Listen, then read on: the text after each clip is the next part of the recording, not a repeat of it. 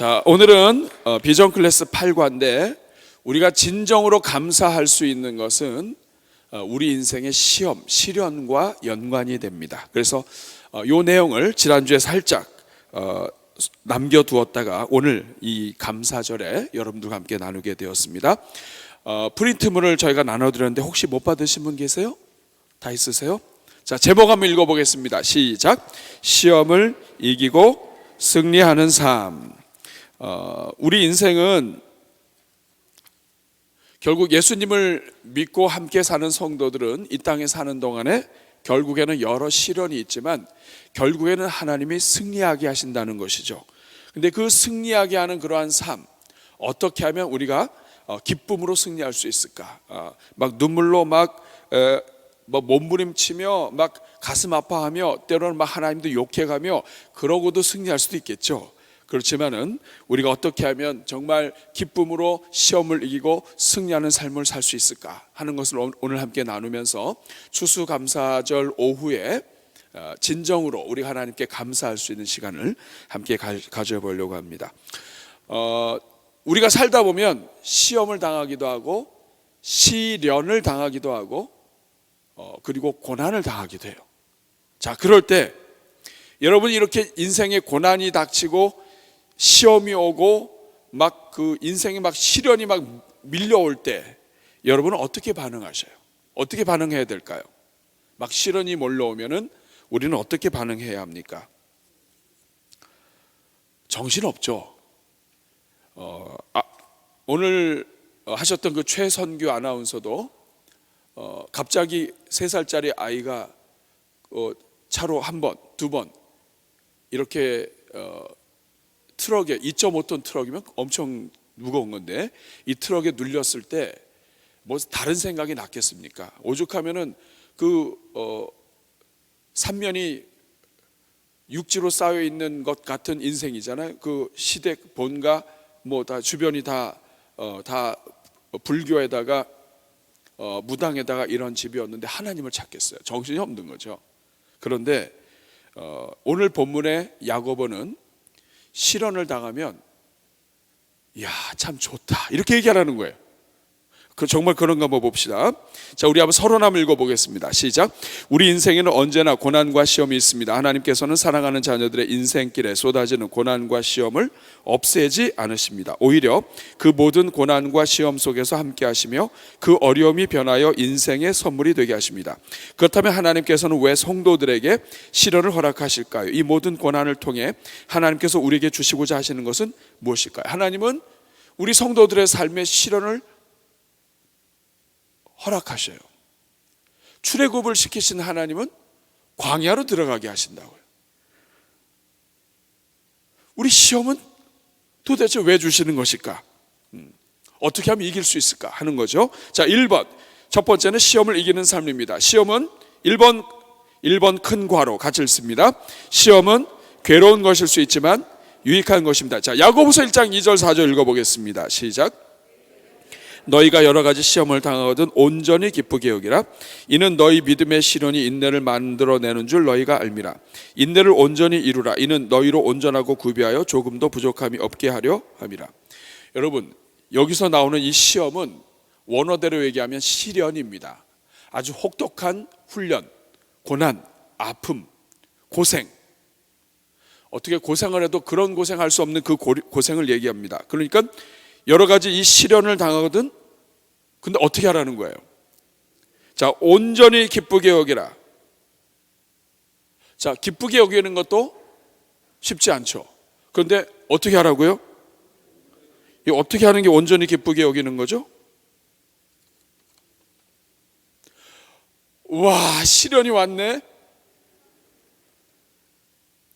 시험하니까 이게 감이 안 잡히실 수가 있습니다. 이걸 다른 말로 바꾸면 스트레스예요.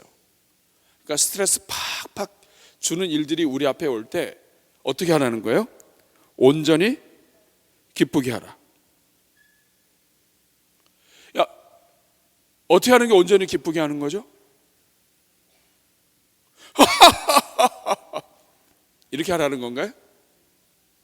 여기서 온전히 기쁘게 하라는 것은 막 기쁘지 않는데 우리 감정을 속여가면서 막 기쁘게 하라는 뜻은 아니죠. 하나님이 온전히 기쁘게 하라는 얘기는 뭐냐면 우리의 의지적으로 기뻐하기 위해서 힘쓰라는 거예요. 우리 의지를 가지고, 여러분 우리 원수 사랑을 하고 할 때 감정이 안 따라가는데 사랑이 됩니까? 근데 이것은 의지적으로 하나님이 원수를 사랑하라고 하셨기 때문에 내가 의지적으로 원수에게 무엇인가를 하기 위해서 내가 몸부림치는 걸 이야기해요. 그러므로 온전히 기쁘게 여기라, 이것은 내가 막 감정적으로 기쁜 거 아니죠. 지금 막 시험 당하고 막 아들 쓰러지고 딸 쓰러지고 아내가 넘어지고 막 이런데 막 이렇게 할 수가 없잖아요. 이것은 무엇이냐면 그럼에도 불구하고 이런 과정을 통해서 하나님이 계심을 믿고 기뻐하기 위해서 노력하라는 것입니다. 이 말씀은 오늘 우리에게 중요한 사실을 알려줘요. 우리가 신앙생활하면서 누군가를 사랑해야 될 때가 있어요. 그럴 때 여전히 싫은 감정이 있을 때 나는 문제가 있다라고 생각하시면 안 되고요. 그거는 정상적인 거예요. 우리 안에 누군가를 싫어하고 미워하는 마음이 있다. 그것은 정상적인 거예요. 그거는 속일 수가 없습니다. 그러나 하나님께서 사랑하라고 하셨기 때문에 그 관계에서 성실하기 위해서 노력하고, 그 관계에서 축복하기 위해서 노력하고, 그 관계에서 하나님의 이름으로 그 사람이 잘 되기를 최선을 다해서 도우라는 것입니다. 부부가 같이 생활하다가 좀 서로 다투거나 그렇게 되면 서로 분방을 하기도 하고 그러죠. 이런 부분들은 요새 젊은 사람들한테 많이 있다고 그래요. 그렇지만 이것 굉장히 조심해야 합니다. 왜냐하면 우리 감정은 마음대로 조절되지 않아요. 그래서 감정은 때로는 그렇지 않지만 당신 없어져 버렸으면 좋겠다는 이상한 말도 할 수 있고, 우리 감정은 하늘과 땅을 계속해서 왔다 갔다 합니다. 그러나 우리의 몸은 하나님이 우리에게 주신 계명과 말씀을 가지고 정상적으로 움직여 줘야 돼요. 그래서 감정은 우리가 서로 불편해서 싸울 수 있지만, 그래서 들어오지 마, 너 같은 자식 우리 집에 없어도 돼, 뭐 이렇게 우리가 말은 할 수 있지만, 그러나 우리의 이 몸은 정상적으로 움직여 줘야 된다 이 말이에요. 그래야 이 안에 하나님이 우리에게 허락하신 이 모든 것들을 지킬 수가 있습니다. 성경을 읽다 보면 우리가 항상 기뻐하라 하는 말이 나오죠. 이 기뻐하라는 말도 마찬가지예요. 막 히히덕거리면서 웃으면서 막 돌아다니라는 뜻이 아니죠. 이것은 기뻐할 수 없는 상황이지만 그럼에도 불구하고 기뻐하기로 결심하라는 뜻이에요. 기뻐하기로 결심을 해라. 왜? 모든 스트레스, 모든 문제, 모든 시련, 이것을 하나님이 허락할 때에는 따라하겠습니다. 이유가 있다. 자, 옆에 분하고 한번 악수하겠습니다. 모든 시련에는 이유가 있습니다. 자, 어떤 이유가 있을까요? 야고보서 1장 2절 4절 다시 한번 읽어보겠습니다. 시작.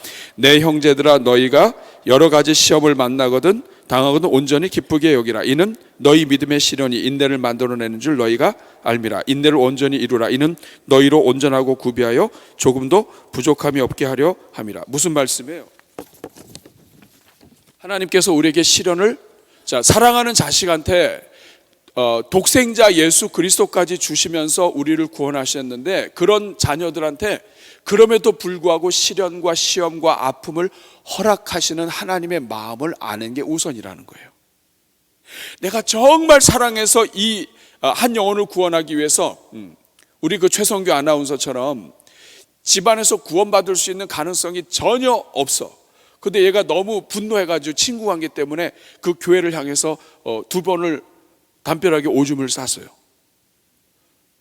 이 인생, 그러나 이 인생을 사랑하셔서 결국에는 이 인생이 주께로 돌아오게 하시는 그 하나님이 그럼에도 불구하고 시련을 주실 때는 이유가 있다는 거예요. 이유가. 그 이유가 뭐냐? 오늘 야고보서 1장 2절에서 4절에서는 아주 정확하게 얘기합니다. 왜 기쁘게 여겨야 되느냐? 시련이 인내를 만들어낸다. 인내를 만들어낸다. 인내가 뭐냐면, 인내는 원어상으로 후네메네오인가, 이 인내는 머문다는 뜻이에요. 후포모네오는 그 자리에 머문다, 밑에 머문다. 그러니까 스트레스를 받았고 아픔이 있는데도 그 자리에 머물게 한다. 다시 말하면 우리 인생에 시련을 당할 때 시련을 통해서 우리에게 어떤 것이 생기냐면 인내가 생기는데, 뭐냐면 인내는 견딜 수 있는 능력이에요. 예. 처음에는 5분을 못 견뎌요. 한증막에 들어가거나 아주 뜨거운 데를 들어가면 어린 아이들은 그냥 켜나갑니다. 그런데 이거를 좀 더 하고 인생의 다양한 고난을 경험하고 인생의 열탕과 냉탕과 온갖 종류의 탕을 다 경험하고, 그리고 이제는 모든 것이 이제는 이제 그 정도가 되면 한 30분을 있어도 문제가 없어요. 아이들한테 시원했다고 그랬다가 그 말 듣고 믿고 온 아이들한테 상처를 주기도 합니다. 시원하지도 않은데. 마찬가지예요. 머물 수가 있는 거예요.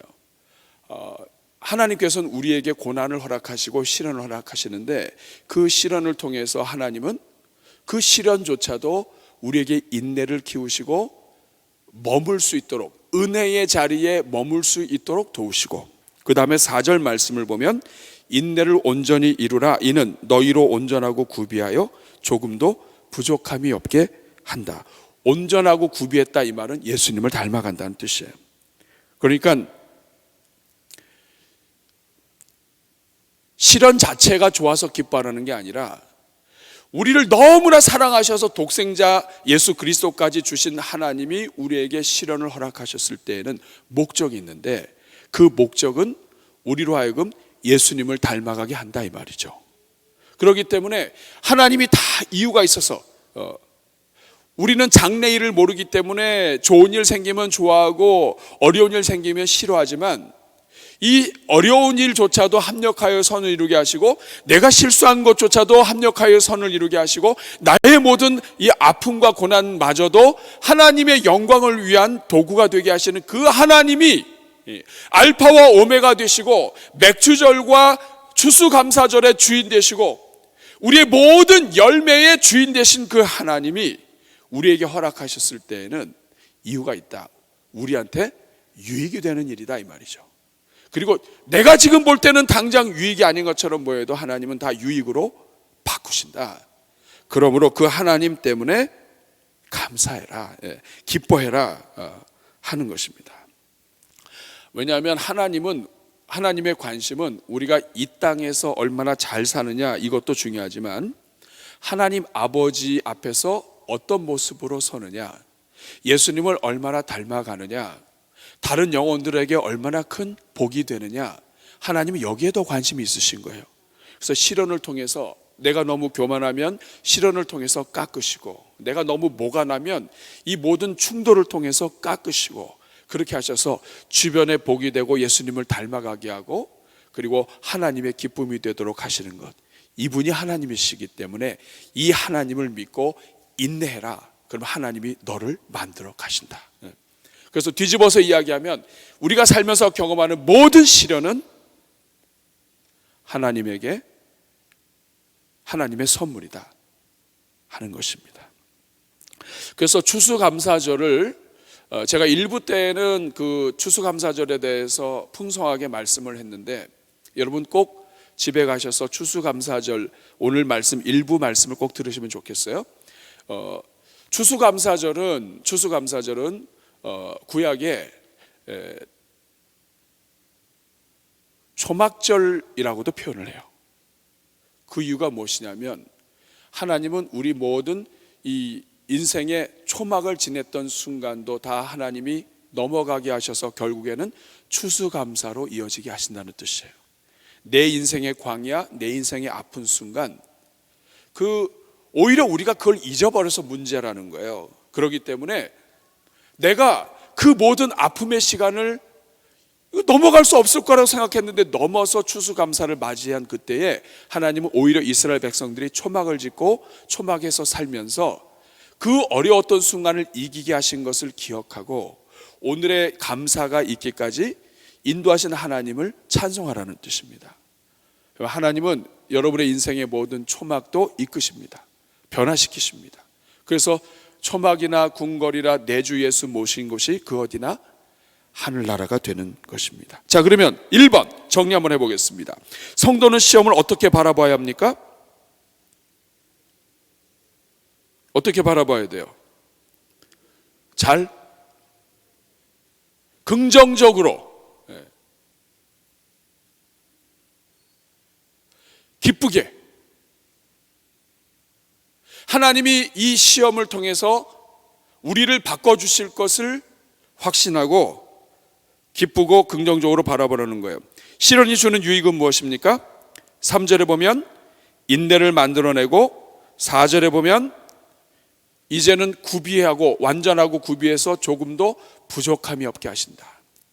시련이 없이는 부족함이 있게 된다는 거예요. 그리고 시련을 통해서 부족함이 없게 하신다. 3번 같이 읽습니다. 시험을 통해 그리스도를 닮아가게 되는 것이 상, 이것이 가장 큰 상이에요. 예수님을 닮아가는 것.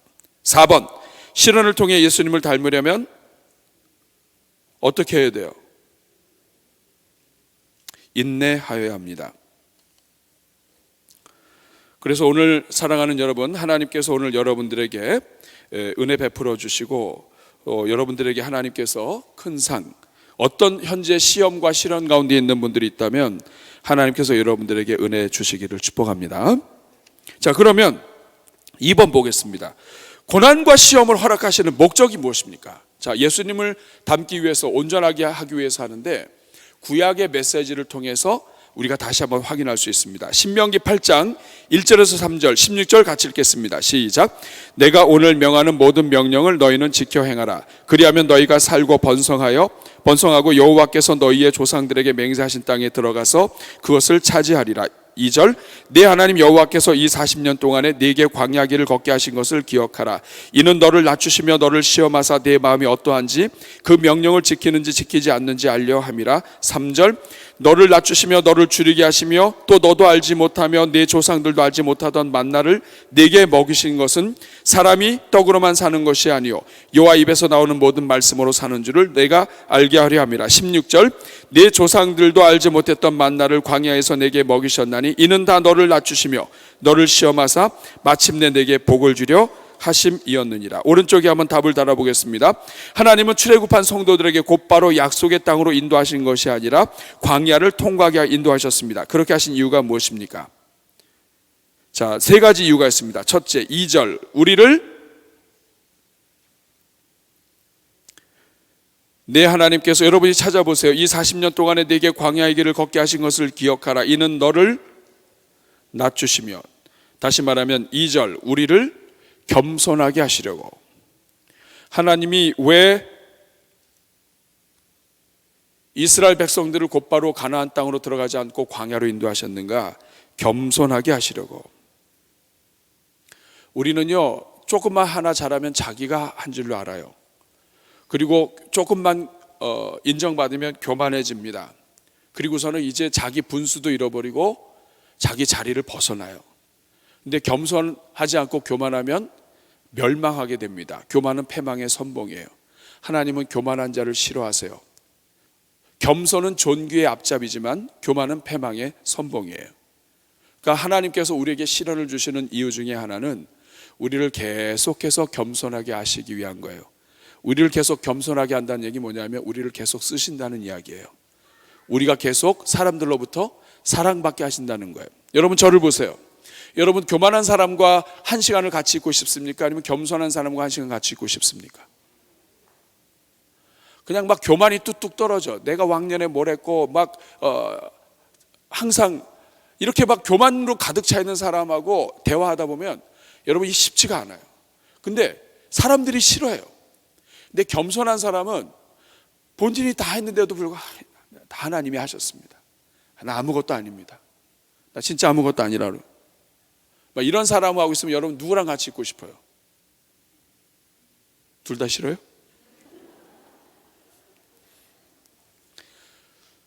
우리가 교만하면 사람들과의 관계에서 다 깨져요. 내 언어 중에 내가 이게 많은 사람들은 보통 교만하고 가까울 수가 있어요. 여러분의 언어를 확인해 보셔야 돼요. 사람은 일단 교만한 거 싫어해요. 잘났어도 사랑받는 사람이 있는가 하면 별로 잘나지도 않았는데 사람들한테 미움받는 사람이 있습니다. 이게 교만이에요. 교만하면 다 싫어요. 같이 가까이 있기도 싫어하고 대화하는 것도 싫어해요. 그런데 이건 다른 사람들한테 원인이 있는 게 아니라 자기한테 있는 거예요. 근데 탤런트나 이런 사람들 보면 교만하지 않을 수가 없을 것 같아요. 왜냐하면 자기가 자기 거울을 봐도 너무 잘났어. 그러니까 잘난 건 잘났다고 얘기하는데 그게 뭐냐 그러는데 그게 교만이에요. 잘나기 뭐 잘났어. 피부 뜯으면 다 똑같은데. 하나님이 그렇게 주신 것을 기억하고 자기 얼굴 믿지 말고 그렇지 않은 사람들 축복하고 그 얼굴을 가지고 다른 사람을 축복하는 데 써야지. 그게 아니라 뭐 내가 이 정도면 뭐 이렇게 해서 자꾸 하다 보면 이 사람이 교만해져요. 그러면 싫어요. 연예인들도 그렇습니다. 여러분 교회나 이런 데서 예수 믿는다고 해가지고 초청할 때 보면 아주 겸손하게 한 사람이 있는가 하면 어떤 사람은 아주 교만해가지고 그 다음엔 부르고 싶지도 않고 가까이 하고 싶지 않은 사람이 있어요. 교만한 사람은 다 싫어요. 그런데 겸손하면 사람들이 좋아합니다. 예수님을 닮을수록 온유하고 겸손해요. 근데 시련은 교만을 꺾으세요. 하나님은 하여간 교만하면 그러니까 가만두지 않으세요. 하나님께서 이렇게 광야 생활하게 하시는 이유는 그 교만을 꺾으시는 거예요. 왜냐? 이 사람은 교만만 꺾으면 하나님이 마음대로 쓸 수 있어. 교만하다는 얘기 뭐냐면 하나님이 원하는 대로 쓰는 게 아니라 지가 원하는 대로 가는 거예요. 겸손하면 하나님이 이리 가. 이거 제 생각에 이게 아닌 것 같은데 너 이리로 가. 나를 믿어. 저로 가. 그러면 이 겸손하면 가요. 교만하면 안 가요. 내 생각에는 하나님이 틀렸습니다. 그러면 하나님이 쓸 수가 없어요. 성도의 가장 첫 번째는 내가 그리스도와 함께 십자가에 달려 죽는 거예요. 다시 말하면 내가 죽는 게 성도예요. 근데 내가 살아있으면 사람들이 좋아하지 않습니다. 방법은 다른 사람들한테 이유가 있는 게 아니라 내가 죽어야 돼요. 근데 하나님이 죽이시는 가장 강력한 방법 중에 하나가 실현이에요. 이 실현을 통해서 죽이는 거야. 그러니까 교만할 틈이 없어요. 우리도 살짝 교만할 때 있죠? 아니 어떻게 뭘 했길래 체력이 그게 뭐야? 아유 이런 날씨에 감기가 걸려? 나는 지난 몇 년 동안 한 번도 이렇게 얘기하고 그 주에 걸리는 거 알죠? 경험해 보셨죠? 하나님은 하여간 교만한 걸 좋아하지 않으세요. 오늘 하나님께서 여러분들에게 겸손의 은혜를 주시기를 축복합니다. 그러니까 하나님이 시련을 주시는 이유는 시련을 통해서 낮추시는 거예요. 두 번째 3절 우리를 진정으로 살리시는 것이 하나님의 말씀임을 깨닫게 하는 거예요. 사람이 떡으로만 사는 것이 아니라 하나님의 말씀으로 산다. 떡도 우리를 살릴 수 있지만 그러나 고난 속에서 있다 보니까 떡이 날 살리는 거 아니에요. 먹을 거 있지만 힘들어요. 떡이 아니야. 친구가 날 살리는 줄 알았는데 고난 나오고 나니까 친구들 다 떠나. 고난 속에서 내가 아프다 보니까 내 옆에서 있던 친구들도 사랑하는 사람들 다 떠났어요. 근데 변함없이 내 곁에서 은혜를 주시고 말씀하시는 그 하나님, 그 성경 말씀 붙잡고 사람이 떡으로만 사는 게 아니라 친구로만 사는 게 아니라 하나님의 말씀이 있으면 사는구나. 하나님 때문에 사는구나. 이것을 하나님이 고난 속에서 보게 하시는 거예요. 여러분 그래서 고난의 여러 단계가 있잖아요. 1단계, 2단계, 3단계. 1단계 때 되면 친구들이 와서 너 어떻게 이럴 수가 있냐 내가 하면서 막 그래요. 2단계, 3단계 올라가면 친구들이 좀 떠나가요. 4단계, 5단계 넘어가가지고 이제는 이 고난이 지속되고 그러면 다 떠나가요. 욥의 아내도 떠나가요. 그러면 남는 게 누구냐? 하나님이 남아요. 하나님은 그래서 이 방법을 잘 쓰세요. 고난을 겪어봐야 끝까지 내 곁에서 나를 사랑하시는 분이 누구인가를 확인하게 됩니다. 여러분 추수감사가 그거예요. 지난 한 해 동안에 여러 일들이 있었지만 오늘까지 살아온 거, 오늘까지 내가 있을 수 있는 거, 그렇게 문제들이 많았지만 그럼에도 불구하고 이러다가 내가 내 인생 제대로 써보지도 못하고 죽을 것 같지만 그래도 또 살아서 이렇게 추수감사절을 맞이하잖아요. 이 모든 것 속에서 하나님밖에 없구나. 오직 믿을 분은 하나님밖에 없구나. 이것을 발견하고 그 하나님께 감사하는 것, 그것이 추수감사절이죠. 그 다음에 16절, 우리가 마침내 16절 같이 읽겠습니다. 시작. 내 조상들도 알지 못하던 만나를 광야에서 내게 먹이셨나니 이는 다 너를 낮추시며 너를 시험하사 마침내 내게 복을 주려 하심이었느니라. 마침내 복을 받게 하려고, 시련을 통해서 마침내 복을 받게 하려고. 이 복은 위에서 나눈 것처럼 인내를 쌓고 예수님을 닮아가고 온전하게 되는 것, 이것이 복입니다. 그래서 하나님은 우리를 너무나 사랑하지만 시련을 허락하시는 거예요. 어떠세요 여러분? 옆에 있는 분들 지금 시련이 좀 있나요? 그러면 하나님 어떻게 나한테 이러실 수가 있습니까? 이유가 있어요. 이 과정을 통해서 하나님은 하나님의 마음을 배우게 하시고 하나님은 우리로 하여금 예수님을 닮아가게 하시는 거예요. 3번, 징계와 훈련을 허락하시는 이유는 무엇입니까? 자, 시험이 있고 고난과 시험이 있지만 또 징계가 있어요. 징계는 또 다른 말로 이야기하면 훈련이라고도 합니다. 하나님께서 징계와 훈련을 허락하시는 이유가 무엇인가? 히브리서 12장 5절 같이 읽겠습니다. 5절부터 시작. 또 아들들에게 권하는 것 같이 너에게 권면하신 말씀도 잊었도다. 일렀으되 내 아들아 주의 징계하심을 경히 여기지 말며 그에게 꾸지람을 받을 때, 자, 여기에 보면 하나님께서 징계하실 때가 있고 꾸짖을 때가 있는데 그때 낙심하지 말라는 거예요. 우리 인생을 살다 보면 내가 잘못한 것 때문에 이렇게 됐다. 아유, 나 때문에 우리 집사람이 고생해. 나 때문에 우리 애들이 이렇게 됐어. 하나님 정말 내가 문제입니다 하면서 이렇게 하나님 앞에 내가 벌을 받는구나, 이렇게 하나님 앞에 고백할 때가 있어요. 근데 그럴 때에도 낙심하지 말라. 왜냐? 6절 큰 소리로 읽겠습니다. 시작. 주께서 그 사랑하시는 자를 징계하시고 그가 받아들이시는 아들마다 채찍질 하심이라 하였으니. 다시 말하면 징계를 받는다는 것은 무슨 뜻이에요? 하나님이 나를 버렸다 안 버렸다? 안 버린 거예요. 내가 잘못했음에도 불구하고 안 버린 거예요. 하나님이 다윗에게 선지자 나단을 보내셨습니다. 그래서 책망하셨어요. 그리고 그 벌로 그 아이가 죽게 됩니다. 근데 여러분, 이 자체 징계로만 보면 가슴이 아픈 일이고 나 때문에 아이가 죽었고 너무 괴로운 일이에요. 그런데 이것 때문에 낙심하지 말라는 거예요. 왜요? 선지자를 보내서 책망하셨을 때에는 하나님이 포기했다, 포기하지 않았다? 포기하지 않은 거예요. 누군가가 우리에게 찾아와서, 그리고 누군가가 우리에게 와서 하나님의 말씀을 전하고 하나님이 우리에게 무엇인가를 아직도 말씀해 주셨다. 이거는 하나님이 버리지 않은 거예요. 오늘 여러분 이 자리에 여러분이 앉아있다? 하나님이 여러분 안 버린 거예요. 하나님이 여러분이 귀만 열면 돼요. 낙심하지 말고. 그래서 인생에 어려움이 있고 아픔이 있을 때 낙심하지 말고 하나님 앞으로 더 나오는 거예요. 그 이유가 뭐냐면 징계는 사랑하기 때문에 하는 거예요. 자, 그 다음에 여기 7절 읽어보겠습니다.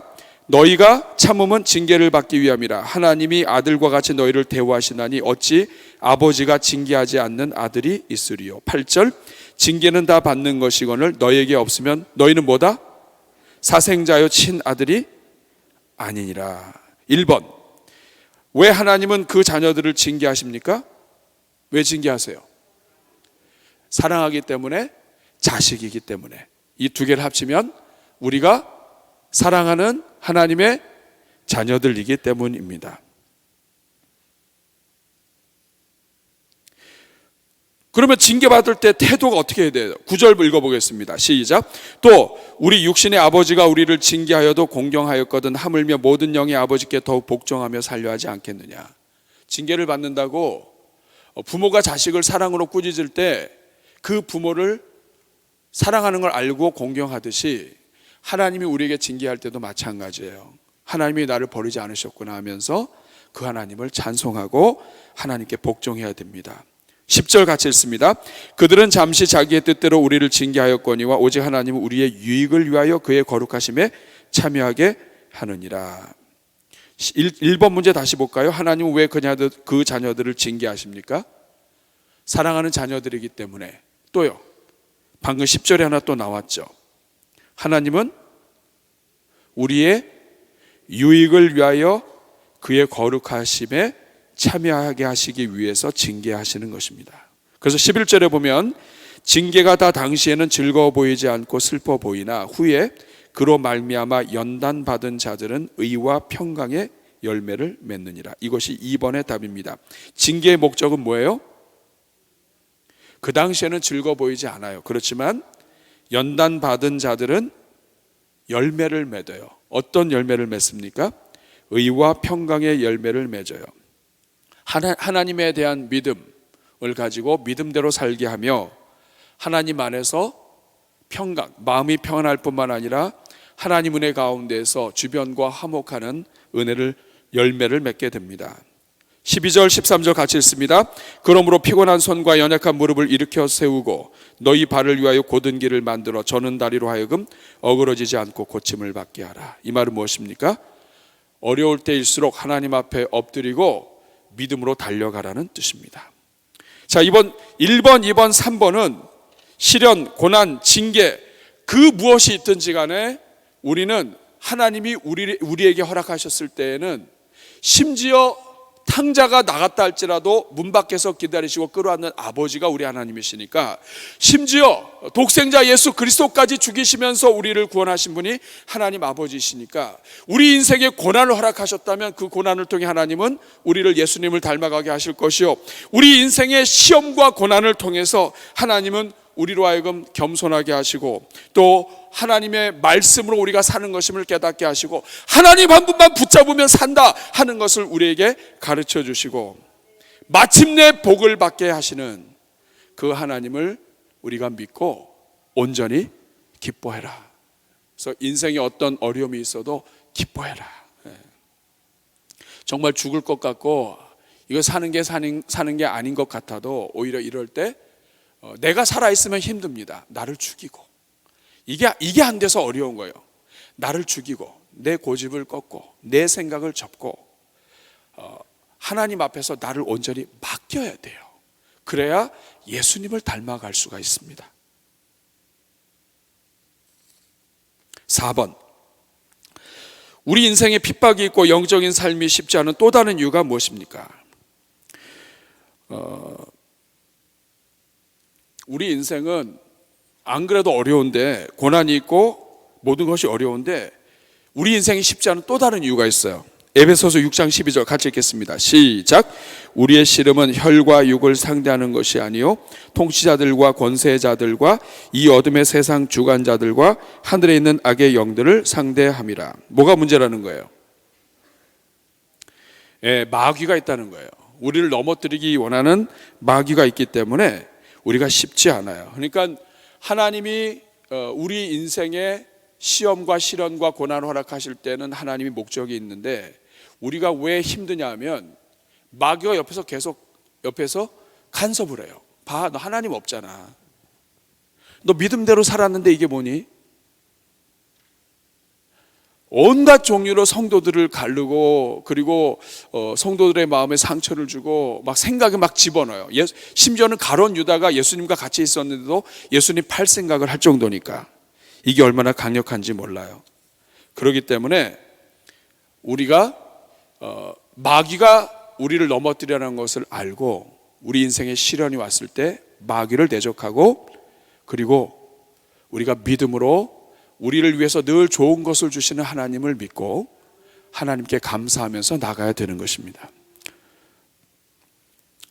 오른쪽에, 자, 그 다음 페이지. 그러면 어떻게 하면 승리하는 삶을 살 수 있는가? 우리가 마귀가 이렇게 우리를 넘어뜨리려고 하고 그리고 온갖 종류의 시험, 시련이 있는데 참 우리는 견디기 어렵고 이런 때에 어떻게 하면 우리가 승리하는 삶을 살 수 있는가? 1번, 우리가 시험을 당할 때 하나님이 하시는 일이 있어요. 자, 우리가 승리할 수 있는 것은 우리 때문에 승리하는 것이 아니라 누구 때문에? 하나님 때문에 승리하는 거예요. 고린도전서 10장 13절 같이 읽겠습니다. 시작. 사람이 감당할 시험 밖에는 너에게 당한 것이 없나니 오직 하나님은 미쁘사 너희가 감당하지 못할 시험 당함을 허락하지 아니하시고 시험 당할 즈음에 또한 피할 길을 내사 너희로 능히 감당하게 하시니라. 하나님이 두 가지를 하세요. 첫째는 뭐예요? 읽으셨죠? 지금 비몽사몽간에 읽어서 그래요. 굉장히 피곤한 시간인데 여러분 정말 고맙습니다. 하나님은 우리를 사랑하셔요. 그래서 첫째는 감당하지 못할 시험은 허락하지 않는다. 이 말은 뭐냐면 우리 인생에 다가오는 모든 시험은 사실 다 감당할 만한 거예요. 두 번째, 하나님은 또 어떤 일을 하셔요? 시험 당할 즈음에 피할 길을 내사 능히 감당하게 하신다. 이 말은 뭐냐면 아무리 큰 시험처럼 보여도 그걸 가만히 묵상하고 하나님께 맡기고 있다 보면 하나님이 길을 열어주신다. 그런데 왜 우리가 이 하나님이 우리에게 주시는 시험이 감당하지 못할 시험이라고 생각되냐면 3번 때문에 그래요. 같이 읽겠습니다. 시작. 자, 시험이 유익하려면 저를 보세요. 그러니까 내가 그냥 눈 감고 해도 이길 수 있는 시험이야. 이것은 시험이 아니에요. 이건 도움이 안 돼요. 여러분 푸시업도 하고 운동도 했을 때 막 숨이 차야 이게 몸이 유산소 운동이 되면서 이게 운동이 몸에 도움이 되지, 뭐 별로 뛰는 것 같지도 않고 숨도 벅차지 않고 이걸 계속 반복하면 이게 큰 도움이 안 되죠. 마찬가지예요. 시험은 운동 같은 거예요. 숨이 벅차야 돼.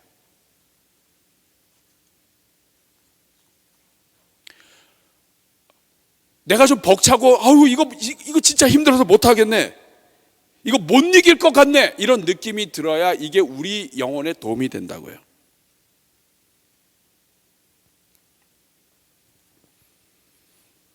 이걸 여러분들이 기억하셔야 돼요. 여러분 내 차 엔진이 괜찮은지 안 괜찮은지는 평지에서 모릅니다. 겉모형은 아주 외제차에다가 막 차가 되게 좋아 보여요. 그래서 막 비싼 돈을 주고 샀어요. 그런데 이 차가 평지를 달릴 때는 몰라. 강원도나 이런 데를 달리고 온도 올라갈 때 보면 털털털털털털털. 인생도 마찬가지예요. 평지를 달려갈 때는 내 엔진에 문제가 있는지 어디에 문제가 있는지 잘 몰라요. 그러나 급경사로 올라가고 산악을 올라가다 보면 나타나요. 이걸 모르고 괜찮은 줄 알고 있다가 아주 중요한 순간에 죽는 거죠. 그래서 하나님께서 시련을 주십니다. 시험을 통해서 나를 확인하게 하고 나를 높이시는 거예요.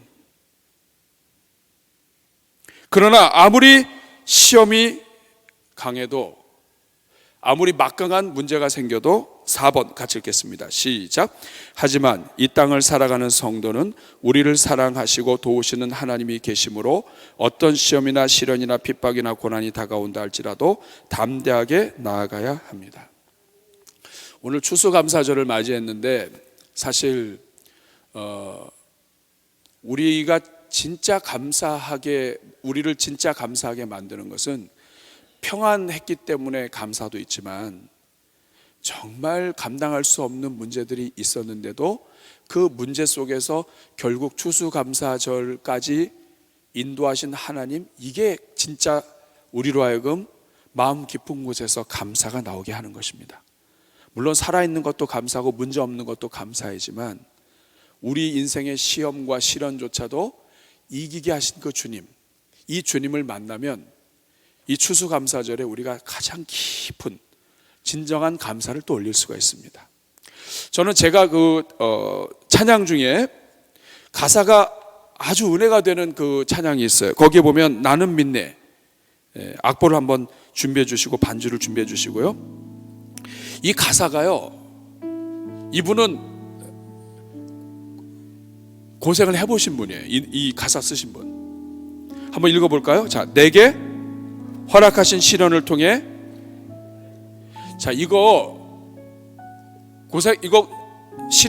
시험 당하지 않은 사람 이거 가사 못합니다. 허락하신 시련을 통해 나의 믿음 더욱 강하게 자라나고, 그 다음에 험한 산과 골짜기 지나는 동안 주께 더 가까이 나를 이끄시네. 그렇죠. 험한 산과 골짜기를 지나면 지날수록 누구를 닮아가요? 예수님을 닮아가요. 인내가 온전해져요. 그 다음에 내가 겪는 시험이 어렵고 힘겨워도 주님보다 크지 않아요. 주님은 감당할 만한 시험을 주셔요.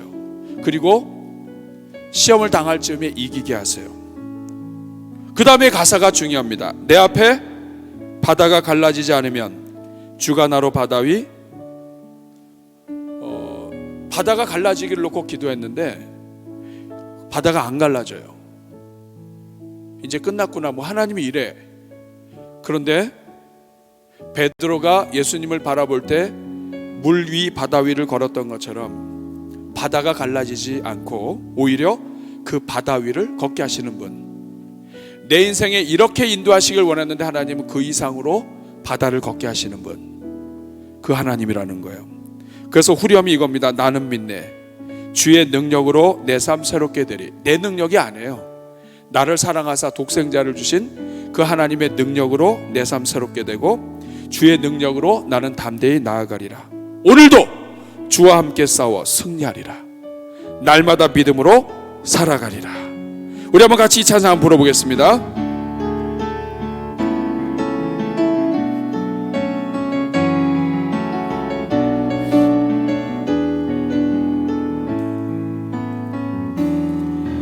내게 허락하신 시련을 통해 나의 믿음 더욱 강하게 자라나고 험한 산과 골짜기 지나는 동안 주께 더 가까이 나를 이끄시네.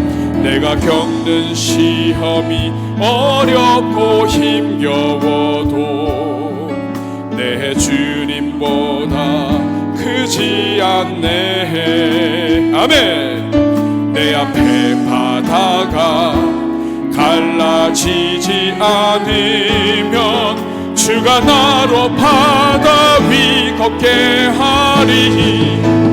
나는 믿네. 주의 능력으로 내 삶 새롭게 되리. 나는 믿네. 주의 능력으로 담대히 나가리라. 주와 함께 싸워 승리하리라. 날마다 믿음으로 나 살아. 다시 고백합니다. 나는 믿네. 나는 믿네. 주의 능력으로 내 삶 새롭게 되리. 나는 믿네. 주의 능력으로 담대히 나가리라. 주와 함께 싸워 승리하리라. 날마다 믿음으로 나 살아가리. 우리의 모든 인생의 고난과 문제를 해결해 주시고 바다 위에 걷게 하시는 우리 주님, 하나님께 우리 감사의 박수 드리겠습니다. 우리 한번 가슴에 손 얹고 같이 기도하겠습니다. 여러분, 현재 여러분을 가장 누르고 있는 고난은 무엇입니까? 여러분을 사랑하시는 하나님이 아무 생각 없이 너 한번 죽어봐 이렇게 해서 하실 하나님이실까요? 그렇지 않죠. 하나님이 그렇게 하심을 통해서 하나님이 예수님을 닮아가게 하고 하나님의 뜻이 있어요. 근데 만약에 그 고난을 통해서 오히려 예수님하고 멀어져 가고 마귀를 닮아가고 그러면 이거는 방향이 잘못된 거예요. 여러분, 이 시간 기도하실 때 하나님, 내 인생의 가장 큰 고난은 이것입니다. 추수감사절에 감사를 해야 되는데 사실 이거 감사 안 나옵니다. 여러분, 그런 것이 있다면 오늘 하나님께 맡기세요. 하나님께 맡기세요. 하나님이 도와주십니다. 하나님이 허락하셨을 때는 다 이유가 있어요. 그리고 하나님은 허락하셨을 때 하나님이 책임지신다는 뜻이에요. 이 시간 기도할 때 하나님 솔직하게 이거 제가 지금 문제입니다. 추수감사절에 감사해야 되는데 이거 감사가 안 나옵니다. 하나님 도와주십시오. 이것마저 맡기게 해주시고 예수님 닮게 해주십시오. 나를 사용하여 주십시오. 우리 주님 앞에 기도할 때 저를 한번 따라해 주시기 바랍니다. 주여 은혜를 주옵소서.